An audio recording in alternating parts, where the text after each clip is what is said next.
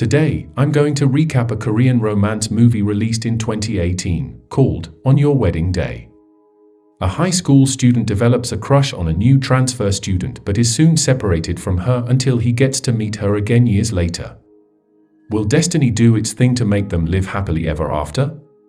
Back in June 2005, Woo-yeon was a bad guy in his school, often getting scolded by the teacher for fighting with other students. That's when he met Sung-hee, a new transfer student.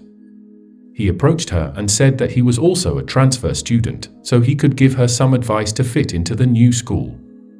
The guys in the school are interested in Sung-hee because of her appearance, but she didn't give a single damn about it. As a fellow transfer student, Sung-hee asked Woo-yeon for a quickie. Whoa! Chill out, girl, the story just started. His heart rate went up as he sweated. A cutie just invited him for a quickie. Without thinking far, Woo-yeon agreed. Sung-hee brought him to a spicy rice cake place after they succeeded in sneaking out of school. They went to a convenience store in the evening, and Woo-yeon bought a pack of condoms. He didn't tell her what he had just bought. He nervously asked her about her first quickie, and she casually answered that she did her first quickie in her 8th grade. He laughed, saying that she's a naughty girl because usually people don't do that kind of thing that young. Sung-hee got confused at first, but she found out what he had been thinking after seeing a pack of condoms in his hand. It turns out the slang quickie that she used refers to skipping class, meaning that she invited him to skip class, not to do, something else. She slapped him right in the face and laughed out loud because of his foolishness. Later, they skipped class again because Sung-hee wanted to avoid the school thug confessing his crush to her. Woo-yeon told her that it would benefit her if she told the whole school that she was dating him. She agreed in return that he would stop fighting other kids. The thug gang passed by, and Sung-hee told them that she was dating Woo-yeon. It made the thug stop hitting on her but started bullying Woo-yeon. The thug started fighting him, but he wouldn't fight back because of his promise. It warmed her heart that he proved to her that he was willing to stop his bad habit for her. On the other day, when they skipped class together, the homeroom teacher caught them in action, and they fled. That's the first time that the butterflies filled up their stomach. When Woo-yeon was walking her home a few days later, she saw a truck passing by and started hiding. It scared her so much that she wouldn't eat and got emotional for days. To lighten up her mood, Woo-yeon hijacked the radio room and sang Sung-hee's favorite song to be aired to the whole school. It got him in trouble, but he didn't care if it made her happy. He then gave her an MP3 player to play the song whenever she needed to. She drew a couple kissing on his palm in return as he awkwardly kissed her by the sea. She didn't attend school the next day, so he went to her house and found that her dad was drunk and destroying everything. Sung-hee was shocked when she saw him and told him to go away. She didn't attend school the following days. Suddenly, Woo-yeon got a call from her. She said to him that she was going to move out because her dad had found her and her mom. She had been running away from her alcoholic dad. That's why she had constantly been moving from one place to another. She bid him goodbye in tears without telling him where she would go. A few years pass by, and he has graduated from high school. He is now selling fried chicken because he never wanted to attend university. One day, his friend brings him a Hankook University magazine, and guess what? He sees Sung-hee on the magazine cover, meaning that she's now attending one of the best universities in Korea. It's a cue for him to start studying to go to the same university. However, his parents laugh at him because they don't believe he has the brain to do it, but the thought of meeting her again motivates him. He finally passes the test and tries everything to find her. Being the brainer that he is, he goes to a nearby spicy rice cake bar to see her, and there she is. Sung-hee studying fashion to become a designer. As soon as he moves into the same place as hers, she tells him that she has a boyfriend. It makes him feel foolish not to have thought about that probability. Her boyfriend is a football team captain, so Woo-yeon decides to join football. Woo-yeon asks her why she loves him. She says that it only took her 3 seconds to fall for him. She fell in love at first sight, and he knows that he's already lost for that.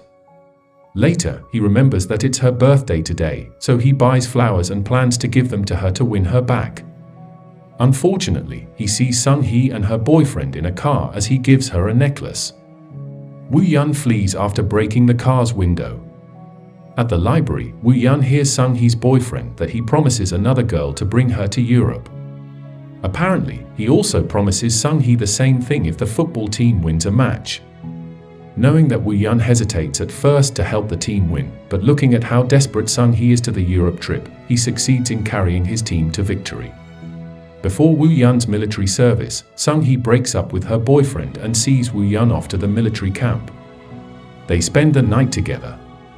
But it's not like what you think it is. The drunk Woo-yeon dozed off in the toilet when it was freezing outside. He poops everywhere, and Sung-hee must clean up the mess he made. To save his face, she leaves early in the morning. He's too embarrassed for that and never reaches her out after. A few years pass by, Sung-hee and Woo-yeon separate. Woo-yeon is dating a girl, and she's wealthy. He's now working as a personal trainer at a gym. He sees Sung-hee crossing the street and follows her. She's doing modeling as her part-time job and is single by that time. He offers her to be her chauffeur for her modeling job. The modeling job pays quite too well, making Sung-hee almost give up being a designer, but Woo-yeon reminds her about her dream. One day, on the way to the shooting site, she gets a call from her producer that her scene will be cut, so she doesn't have to go. To cheer her up, Woo-yeon invites her to go to a nearby hidden spot to make her day. They are caught off guard at the moment, but Sung-hee stops him from kissing her because she remembers that he has a girlfriend. Woo-yeon says that he still likes her. He asks her the same thing and plans to break up with his girlfriend if Sung-hee still likes him. Sung-hee feels guilty, so she tells him that she's not going to see him anymore. Woo-yeon goes to her shooting site to meet her, saying that he only wants her. She feels confused, so she wants to let go. As she walks away, a board is about to fall onto her, but Woo-yeon saves her. They get back together at the hospital. The injury makes him fail his performance test exam. Another few years pass by. They are living together now. Woo-yeon is still jobless, while Sung-hee is currently a designer. They live happily like a new couple, they are enjoying every second of it. Being jobless as he is, Woo-yeon is kind of frustrated because he couldn't make more money. His friends bring up about marriage, but Woo-yeon is worried that he couldn't make enough money to marry Sung-hee, so he gets defensive and ruins everyone's mood. Sung-hee feels guilty because the accident injured his back, so he's not qualified to be a physical exercise teacher, which has been holding him back from getting a proper job. A few days later, Sung-hee tells him that the company is going to send her to Belgium. Sung-hee is not happy with his response that's telling her just to go. One day, her dad passed away. She gets mixed up feelings because she's been hating his father for her life, but she just can't help to feel sad. In another place, Woo-yeon shares what he's been thinking to his friend. He's been wondering about where he would be now if he hadn't met Sung-hee. He's probably living his life to the fullest as a teacher, probably married to his rich ex-girlfriend. He's kind of regretting saving Sung-hee from the accident that injured him. His friend is trying to stop him from talking nonsense, but he won't stop. He keeps saying as if it's her fault that he's still jobless by now. His life has been such a mess since he met her. Unfortunately for him, Sung-hee hears all of it. Sung-hee was very upset to hear that. She asks him if he regrets it, but he can't say anything.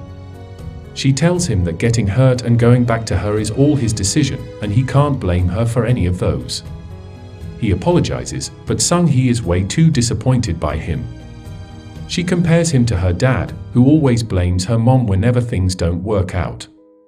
Caught in the trauma, Sung-hee dumps him before she regrets it. Sung-hee is disappointed that the boy he loves the most actually regrets meeting her. They meet up in a park. Sung-hee is still listening to the MP3 player that Woo-yeon gave.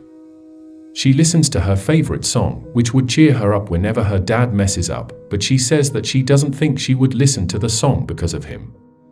Woo-yeon once again apologizes. He stands on his knee, begging for her to forgive him. He tells her that he's going to get a job soon. Sung-hee decides to go to Belgium. Woo-yeon is willing to wait for her, but she stands by her decision to break things off with him. She still can't forgive him, and so she leaves.